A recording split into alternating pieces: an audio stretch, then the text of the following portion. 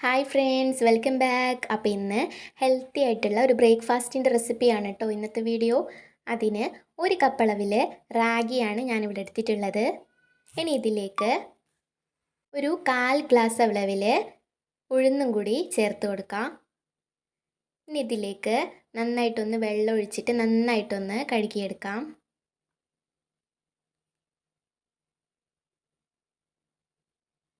ഇതുപോലെ നന്നായിട്ടൊന്ന് കഴുകിയെടുക്കാം. അപ്പോൾ നന്നായിട്ടൊന്ന് കഴുകിയെടുത്തിട്ടുണ്ട്.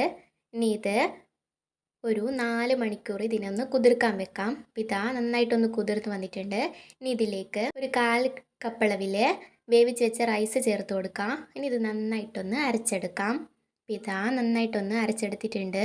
ഇതൊരു ബൗളിലേക്ക് മാറ്റാം. ഇനി ഇതിലേക്ക് ഈ ഒരു സമയത്ത് ആവശ്യത്തിനുള്ള ഉപ്പ് ചേർത്ത് കൊടുക്കാം. ഇനി ഇത് നന്നായിട്ടൊന്ന് മിക്സ് ചെയ്തെടുക്കാം. കൈ വെച്ചിട്ട് ഇളക്കുന്നതായിരിക്കും കുറച്ചുകൂടി നല്ലത്. ഇനി ഇതൊരു 8 മണിക്കൂർ റെസ്റ്റ് ചെയ്യാൻ വെക്കാം. ഒരു 8 മണിക്കൂറോളം ആയിട്ടുണ്ട്.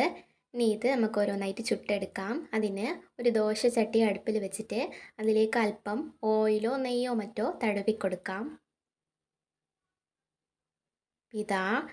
ഓയിൽ പുരട്ടി കൊടുത്തിട്ടുണ്ട്. ഇനി ഇതിലേക്ക് മാവ് ഒഴിച്ച് കൊടുത്തിട്ട് നന്നായിട്ടൊന്ന് പരത്തിയെടുക്കാം. ഇതേ മാവിൽ തന്നെ ഇഡലിയും ചുടാട്ടോ.